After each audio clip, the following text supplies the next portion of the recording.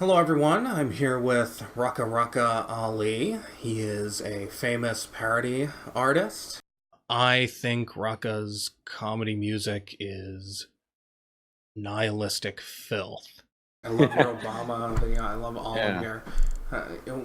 What was that one? What the sound? What the With the black fox. says. Yeah. I Yeah. love that. I love like what's the difference between a black person and pizza? Pizza can feed a Mm. family of four. I That's love jokes like that. Like, sure. but just because, I find it so ludicrous, not because I'm racist. You might joke about the irrationality of Nazism, but it is wholly inappropriate to make light of the Holocaust. I've got, a video, a song, a parody. It's like I wrote it in one day. It's sung from the point of view of Hitler. It replaces the word "you" with Jews, Yeah, I know that one. Yeah. and that one gets 3 million Right. in just a couple months. So it's like, Yeah. I mean, When evil actually manifests itself, when you have millions of dead Jews, you don't make light of that. You don't make light of mountains of corpses. I'm not promoting school shootings, and I'm not promoting nuking of me. All right, Jesus Christ, the internet comments we're gonna get. Yeah. Well, I am in some ways, I am pro both drunk driving and school shooting. So I will announce my presidential platform after I elaborate on those positions. So These days, You might have a chance. now, if you are surprised by that, then I'm glad that I'm pointing this out. Based on these questions, it seems as if people are invalidly inferring my approval of certain things that I don't approve of. They're taking the fact that I've spoken with Raka many times at great length to mean that I approve of what he does if I don't say otherwise, and that is false. what the black says. Yeah. I love that. I love. You might wonder why. Why then haven't I pointed this out before? First of all, it is not possible to point out or say everything you're thinking all the time. If you want me to criticize you, Well, you're free to if you have criticism. I don't see why I should be immune to criticism. No, but I- if you have no criticism, then that's fair too.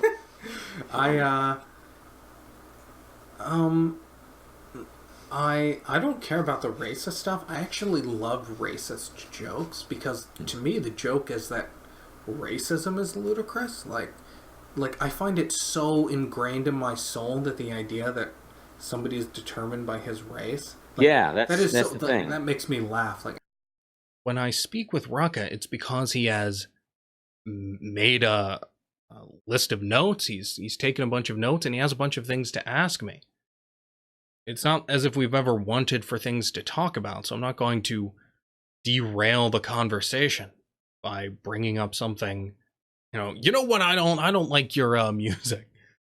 I've always found my work very positive, like very much like a celebration of something. But I've always kind of thought, like, I guess even before I ever met a real life objectivist, which was a good chunk of my life, I thought, like, yeah, if they wouldn't approve either because it's racial stereotypes, which is collectivism, or just because it's too easy, it's too whatever. It's just not. It's not real humor. We are not laughing at what is evil. I love your Prager impression. I love all your Oh, yeah. impressions, but Yeah. it's not always appropriate to say something and derail a conversation. I mean, I would have never hidden from that, and I never did. I mean, if you can't put two and two together, when I say that I detest swearing promiscuously, well, I don't know what to tell you. This shouldn't be a surprise. It should not be a surprise that I don't like Rucka's music. Shouldn't be a surprise to him or anybody listening to this. I love jokes like that. Sure. But just because, I find it so ludicrous, not because I'm racist. But I do find promiscuous profanity a bad thing. I think you swear more than I'm comfortable with.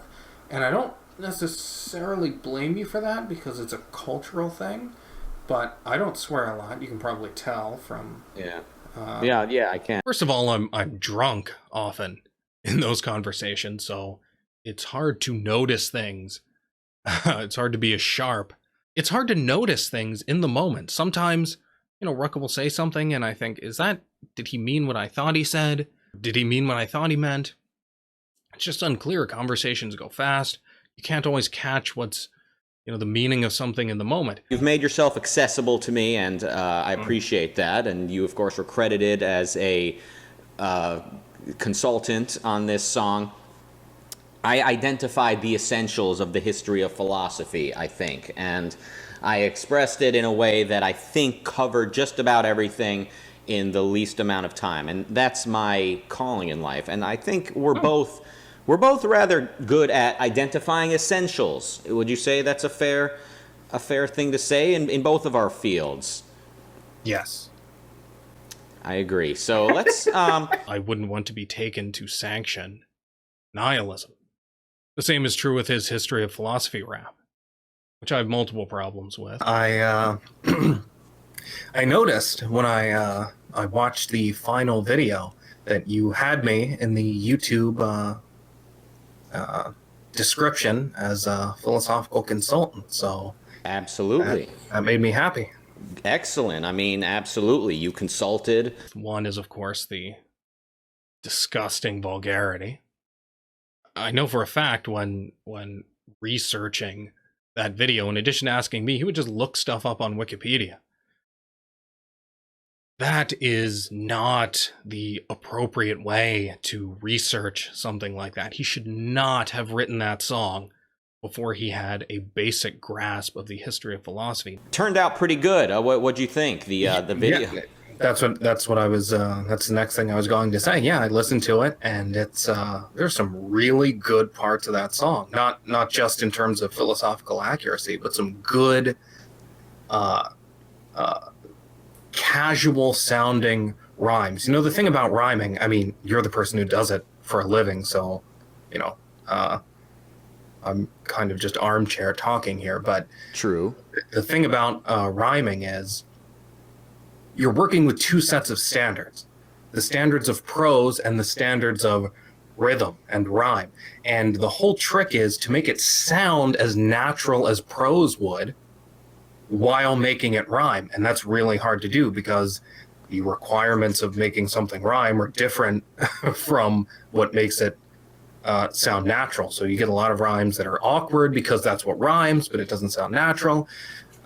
So a really good rhyme is when something just sounds like it's something you would have normally said, but it just happens to rhyme. And there's some pretty good parts in that song that are like that. Thanks. Yeah, and I think what you just said, I'm gonna have to kind of listen back to later and kind of really try to understand what you were saying there. Okay. So what is prose exactly? Rucka writing that song before he really had a grasp of the overall history of philosophy was a huge mistake. That was just completely wrong. And Rucka has a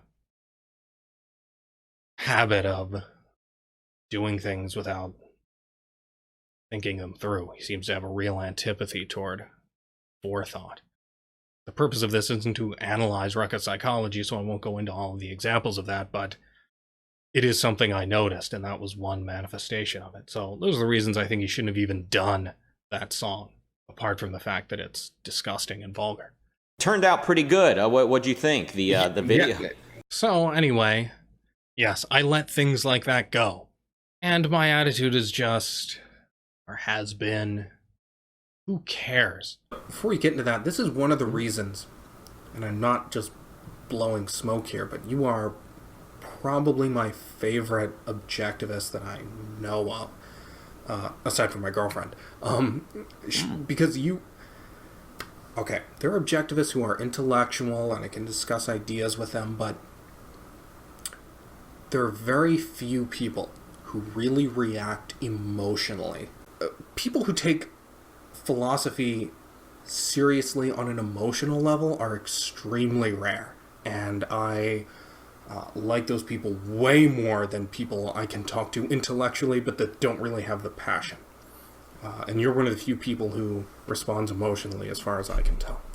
Well, thank you. I'll accept I'll accept that compliment, and I'll accept criticism as well if you ever think I'm getting it wrong. But yeah, thanks for that. Why does my sanction matter? My sanction matters because I would be alienating my kind of people. Rourke is trying to find his kind of people, and it's important for him to have integrity.